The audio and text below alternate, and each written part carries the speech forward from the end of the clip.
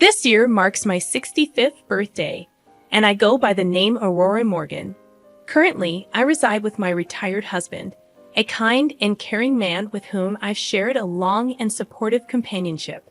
Together, we are blessed with two children, Henry and Caleb, both happily married. However, our home has begun showing signs of age, prompting us to contemplate renovation. We decided that if we were to embark on this refurbishment journey, it would be practical to live temporarily with our eldest son, Henry, and his wife. Upon contacting Henry and proposing the idea, he expressed hesitancy over the phone. Apparently, the thought of us cohabiting didn't sit well with him or his wife, Hannah. Despite the reservations, we insisted on including a room for us in the renovation plans. Upon sharing this with Henry over the phone, he was audibly hesitant, expressing concern about the challenges of living together. Hannah, his wife, vehemently opposed the idea. Eventually, we decided to drop the suggestion, acknowledging that it might not be the best arrangement. Following this conversation, I shared the details with my husband, who remained optimistic. Despite our eldest son's reservations, he suggested renovating our home to make it more suitable for our elderly years, creating a barrier-free environment where we could live comfortably, just the two of us. Several months later, our home was transformed according to our specifications. It became a barrier-free residence, ensuring our comfort and convenience in our later years. Eventually, we invited both our sons and their wives for a gathering. Skylar, our younger son's considerate wife, arrived first, expressing her appreciation for our cooking and offering her assistance in the kitchen. However, when Henry and Hannah arrived, their attitudes were less than pleasant. They made themselves at home on the sofa, demanding tea as if they were the hosts. Despite their disrespectful behavior, we tried to maintain a peaceful atmosphere. During the meal, Henry, appearing irritated, broached the subject we had gathered to discuss. As he spoke, he dropped a bombshell, a recent lung cancer diagnosis. While Caleb and Skylar were visibly shocked, Henry and Hannah's expressions remained unchanged. As the gravity of the situation sank in, Caleb inquired about the current status of the cancer diagnosis, his voice trembling with concern. The response was delivered calmly, leaving us all to contemplate the challenges that lay ahead in the coming weeks. I faced the harsh reality of being admitted to the hospital, knowing that cancer had already spread throughout my body. The doctors, with somber expressions, delivered the devastating news. I had only 6 months left to live. As Skylar tried to hold back tears, I bit my lower lip. Henry, seemingly detached, remarked about my aging, as if it were happening to someone else. Hannah nonchalantly responded, "Well, you can't beat age, can you? My uncle died suddenly from stomach cancer."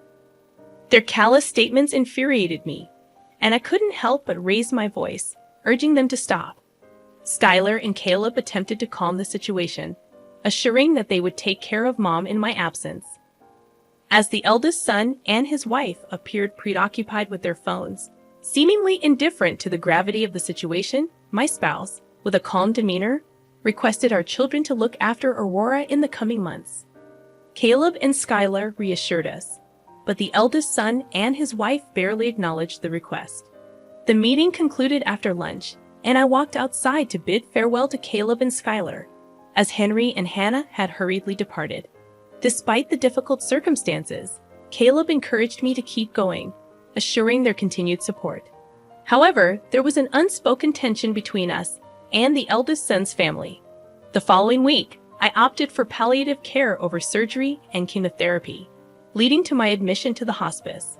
Caleb and Skylar diligently accompanied me every day, providing transportation and nursing care. Unfortunately, the eldest son and his wife never visited, even as my health deteriorated over 5 months. Fearing for my life, I implored my eldest son and his wife to attend, but their dissatisfaction was apparent. During their brief visit, Henry showed no compassion, avoiding any interaction with me. In less than 10 minutes, they hastily left, citing work commitments. After they departed, I noticed Hannah had forgotten her jacket. As I tried to return it, I overheard their callous conversation in the corridor. Hannah questioned the fate of the inheritance, while Henry grinned at the prospect of financial gain from the house refurbishment. Their focus was on the potential windfall rather than the imminent loss.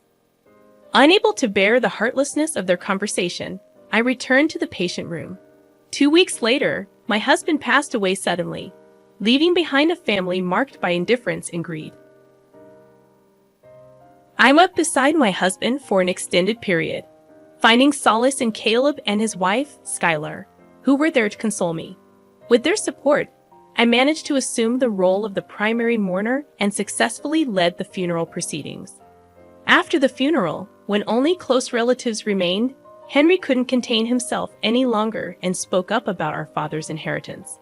He seemed impatient, asking about his thoughts on the matter immediately.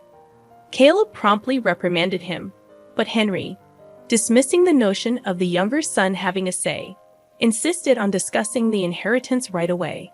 Exhausted, I exhaled a sigh and suggested we address the inheritance matter the following week.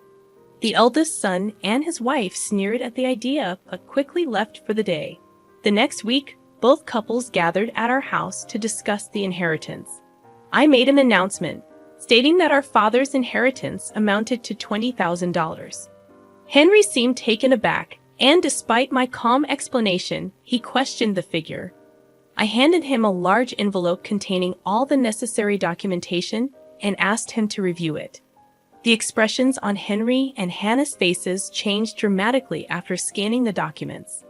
As they realized that the inheritance was indeed $20,000, Henry voiced his dissatisfaction, suggesting it was too little. Caleb interjected, proposing they should also obtain the house. I calmly explained that the lack of funds was likely due to the renovations our father diligently undertook to make the house suitable for our old age.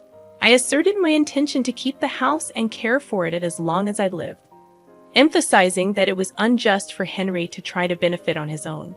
Henry looked intense, as if ready to confront me, but Caleb intervened, holding him back. Caleb reminded Henry of our father's concern for me until the end. Despite my offer to divide the inheritance fairly, the eldest son and his wife persisted, suggesting that if they didn't want it, they should hand over their portion to them.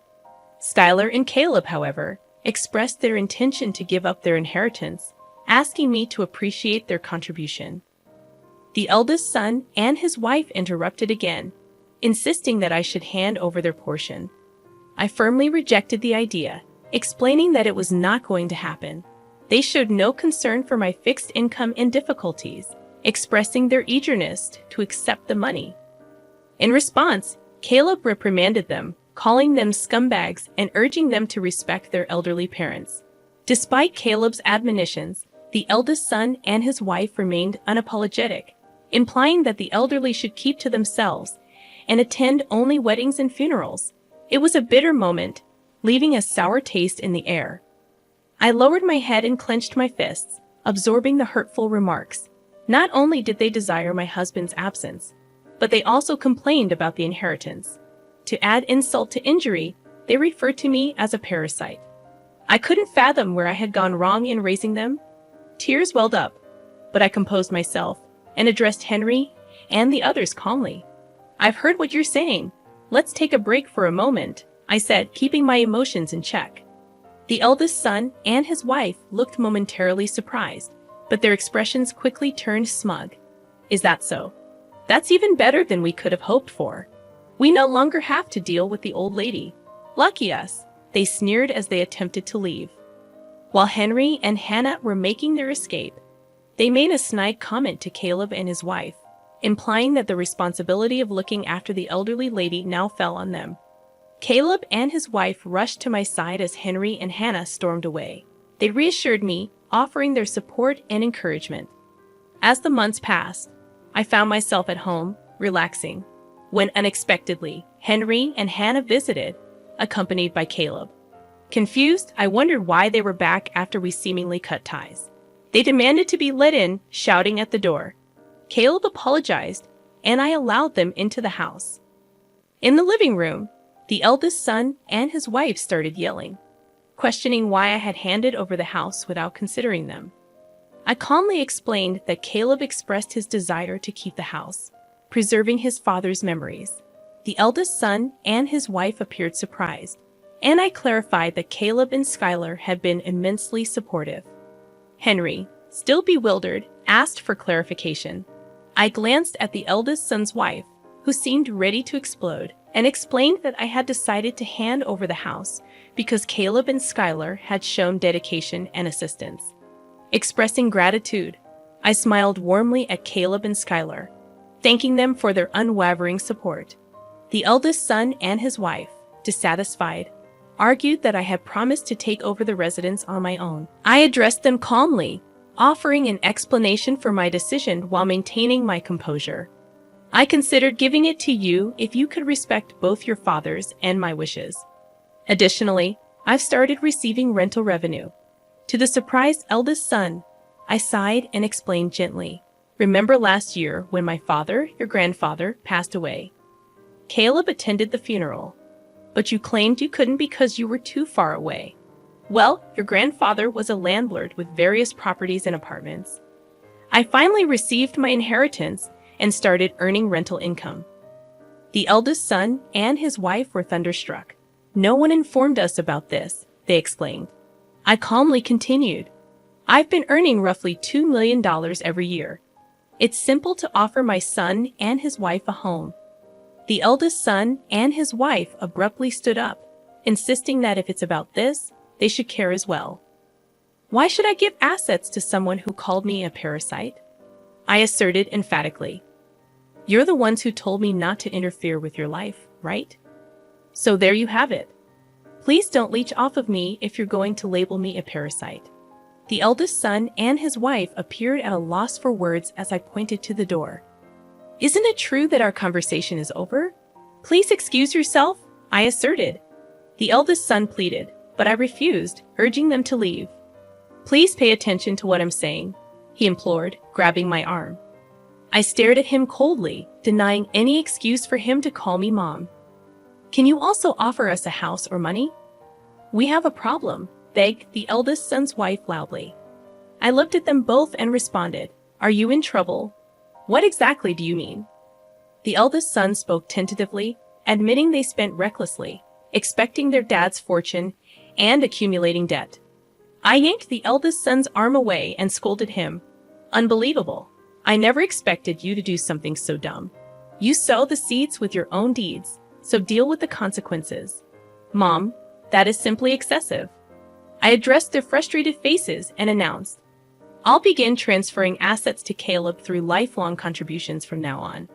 I'm not going to pay you a single cent because I've severed relations with you. Please do not bother me again."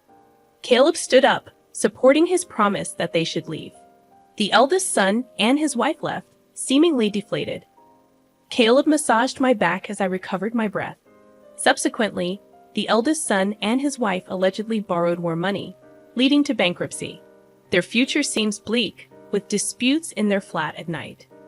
As for me, I handed over the house to Caleb and purchased an assisted living apartment nearby.